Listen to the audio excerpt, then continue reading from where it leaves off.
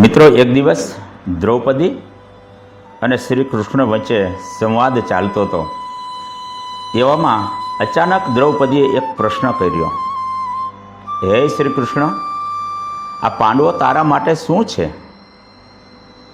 ત્યારે શ્રી કૃષ્ણએ એનો જવાબ આપ્યો હતો કે યુધિષ્ઠિર મારી માટે કમળ છે, અર્જુન મારા માટે સૂર્યમુખીનું ફૂલ છે, ભીમ મારા માટે ગલગોટો છે અને સહદેવ મારા માટે મોગરાનું ફૂલ છે, નકુળ મારા માટે ચંપો છે.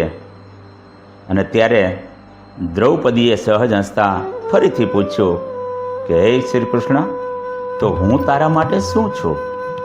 અને ત્યારે શ્રી કૃષ્ણએ બહુ સરસ જવાબ દીધો હતો કે હે દ્રૌપદી, તું તો આખા પરિવાર માટે એક ધાગો છે જે કાયમ બધાને એક સાથે જોડીને રાખે છે.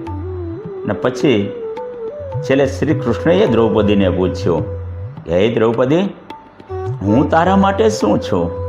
અને ત્યારે દ્રૌપદીએ હસતા હસતા કહ્યું હતું કે હે શ્રી કૃષ્ણ, તું તો અમારા માટે એક ખુશ્બુ છે કે જે કદી કેદ પણ ન થઈ શકે અને જેની કદી કતલ પણ ન થઈ શકે, જે કદી કેદ પણ ન થઈ શકે અને જેની ક્યારેય કતલ ન થઈ શકે. જય માતાજી મિત્રો, જય ગુરુદેવ.